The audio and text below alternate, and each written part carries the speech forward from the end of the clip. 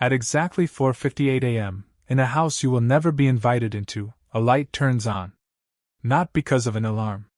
Not because of a job.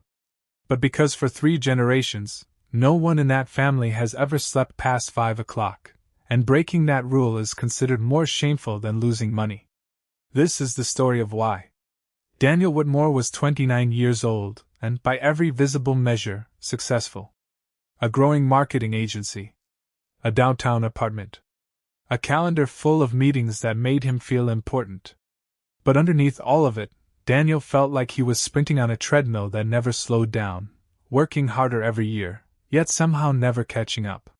He didn't know it yet, but the answer to why wasn't going to come from a book, a course, or another 5-step productivity hack. It was going to come from an old man he almost didn't meet. Daniel's agency had one client that felt different from the rest. The Ashford Trust, a quiet family office that managed money for people whose names never appeared in the news. His contact was a woman named Eleanor, soft-spoken, precise, impossible to read. One afternoon, after a routine meeting, she mentioned that her father would be in town and wanted to discuss a private project. Her father's name was Richard Ashford. 74 years old. 3rd generation of a family whose wealth had survived 2 recessions, a world war, and, according to Eleanor, at least one very bad decade nobody talks about.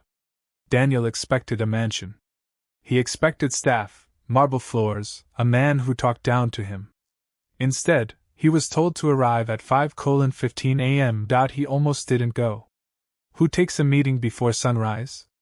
But curiosity, and a small, nagging feeling that this man might know something he didn't, got him out of bed at 4:30. When he arrived, the house was modest from the outside.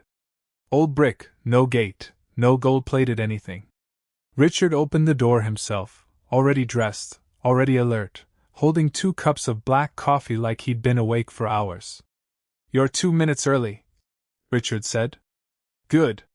Come in." What Daniel noticed first wasn't the house.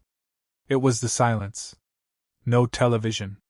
No phone buzzing on the counter.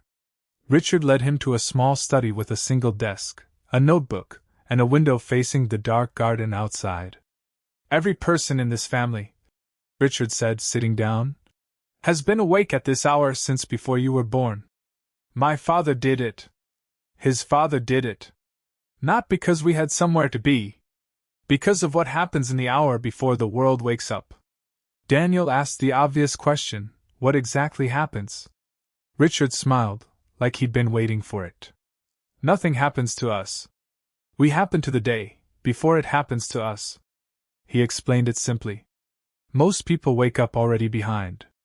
A phone full of notifications. A calendar already filling with other people's demands. By the time they've had their first coffee, their entire day has been decided by someone else's priorities. But in that early hour, dark, quiet, no one asking anything of you, there's a different kind of clarity available. Richard used his for 3 things, always in the same order. He reviewed what mattered, not what was urgent. He read something that had nothing to do with money, history, philosophy, old letters from his grandfather. And he sat, without his phone, for at least 10 minutes, doing absolutely nothing. "People think we're disciplined about money," Richard said. "We're not, really. We're disciplined about attention. The money is just what's left over when your attention isn't for sale." Daniel sat with that for a long moment. He thought about his own mornings, waking up already reaching for his phone, already reacting, already behind before his feet hit the floor. "But how does sitting quietly build a fortune?" he asked. Richard's answer surprised him. "It doesn't. Discipline does. And discipline that starts at 5 in the morning has a way of following you into everything else. How you spend, how you invest, how you raise children, how you speak about money in front of people who don't have it. The hour isn't the point, Daniel. The hour is just proof, every single day, that you control your life before your life tries to control you." He went on. "In families like his, wealth rarely disappears because of a bad investment. It disappears because of undisciplined people, people who never learn to say no to comfort, to noise, to the version of themselves that wants everything easy and immediate. The families who last, Richard said, aren't the ones who got lucky once. They're the ones who built a version of themselves who couldn't be tempted into losing it. And that version of yourself isn't born.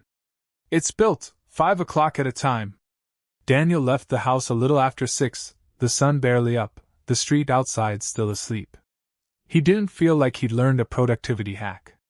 He felt like he'd been let into something private, a quiet rule that had nothing to do with money and everything to do with who gets to keep it. That night, he set his alarm for 5:00 a.m. It wasn't easy. The first week, he failed twice. The silence felt uncomfortable. His mind kept reaching for his phone out of habit, the way a hand reaches for a railing that isn't there. But by the third week, something shifted. He wasn't reacting to his mornings anymore. He was deciding them. 6 months later, Daniel's agency hadn't just grown, it had changed shape. He said no to clients that drained him. He stopped chasing every opportunity out of fear of missing one. He started making decisions the way Richard did, slowly, privately, without needing anyone to see them happen. He never became one of the Ashfords. That was never the point. But he understood, finally, what Richard meant that morning. Old money isn't a number in an account. It's a habit passed quietly from one generation to the next, the discipline to control your first hour, so that no one else controls the rest of your day. The families who keep their wealth for 100 years didn't inherit a secret formula. They inherited a 5 o'clock alarm.